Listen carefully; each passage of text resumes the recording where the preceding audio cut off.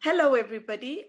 My name is Nyasha Manyao. I was born in 1972.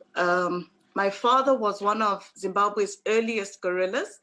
In fact, we found out that he was actually the person that went to collect the arms that armed the Africans that were fighting the Rhodesian War. On that backdrop, that in 1981, both my parents died, and at the time we believed that they had been killed in a car accident. And a year later, in 1982, I then, with my siblings, we all found ourselves being taken by social welfare with the Emmersons. And it's like, okay, who are these people? And it's like, oh, they're just a couple that take lots of children. So I'm like, okay, let's see this here.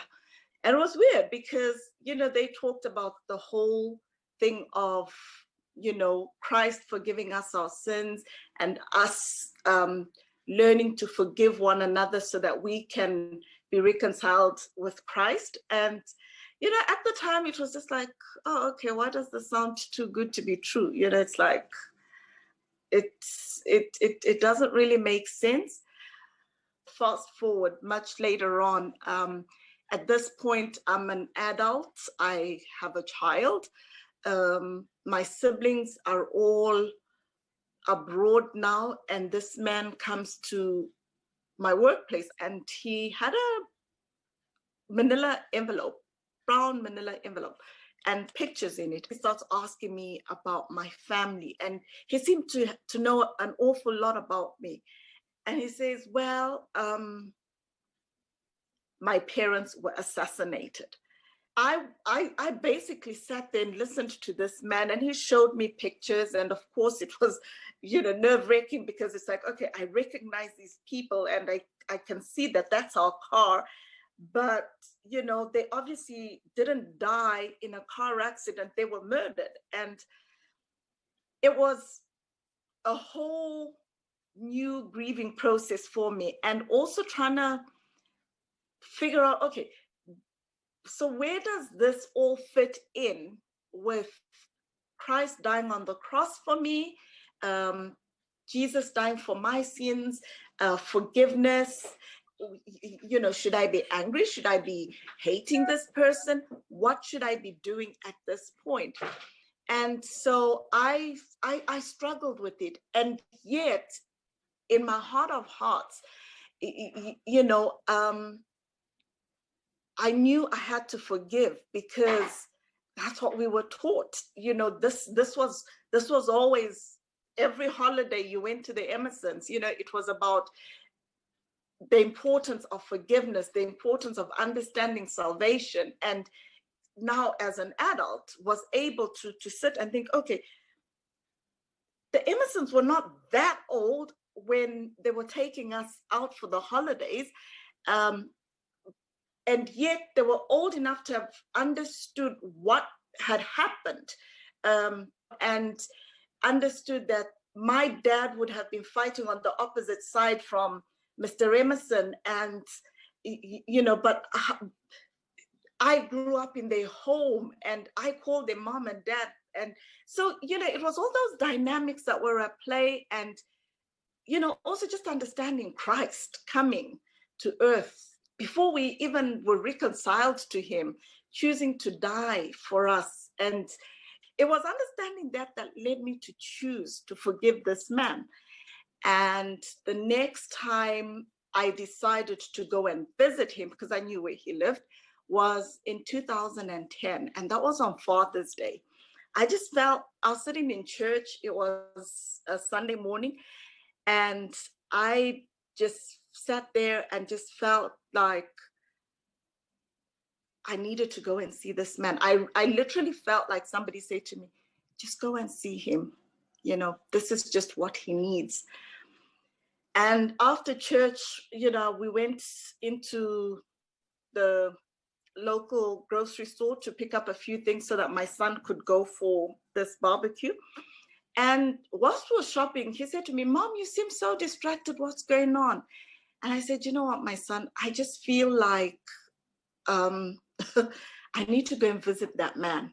He says, which man, Mom? So I said, you know, the one I told you that was responsible for killing my parents. So he looks at me, he says, so what's wrong? So I said, I don't know. I don't know if I should. He says, well, Mom, you know, a woman's got to do what a woman's got to do. So if I were you, I would listen and just go. So I thought, okay, yeah, I'll go. And off I went. I got there, you know, he had suffered a stroke. And so he was sitting in a wheelchair, and his nurse aide was there. And so I walked in and I greeted him. And then the man says to me, I've never met a person like you. You know, I've been married to my wife for 40 years. And the day she found out that I killed your parents, she moved out and has never come back. And yet you've come here on Father's Day to visit me. And, you know, I killed your parents, but you've forgiven me. And, you know, I'm shocked that you actually brought me a Father's Day gift. I sat down because my heart wasn't altogether there, you know. And he said, in all honesty, I want you to pray for me because I want to believe in the Christ that you believe in. I want to know the God, and I want to pray to the God that you pray to. And so that day I led this man to Christ. And it wasn't easy, you know, because I wrestled in my spirit, because suddenly it felt like this enemy is going to be in heaven with me, you know.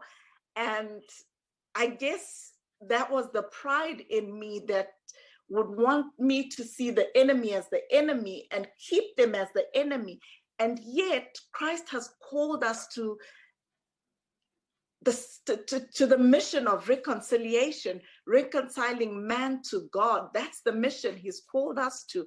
And so after that, you know, after I led him to Christ, our relationship just became so strong. In 2014, he called me and he said, I would love for you to baptize me. So a friend of mine and I went again to pick him up, and we were able to use the pool at the church to baptize him.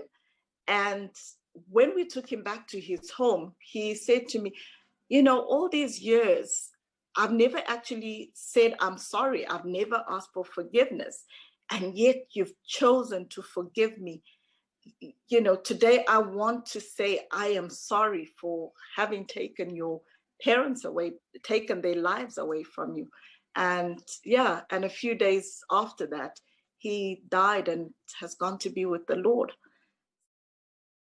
My prayer is that we stop seeing people as the enemy, because we need to understand what our mission is.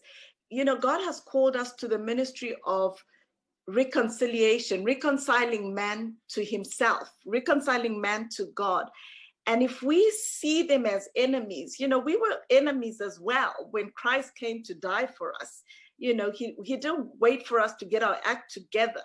So I just pray and I just hope that, you know, we can choose to forgive, even if they're not asking for forgiveness, and that our lifestyles can exemplify Christ and draw people, attract people to Christ himself, not so much because we sit in church, but our lifestyles minister to those people. So we get out of our comfort zones and meet them at their point of need.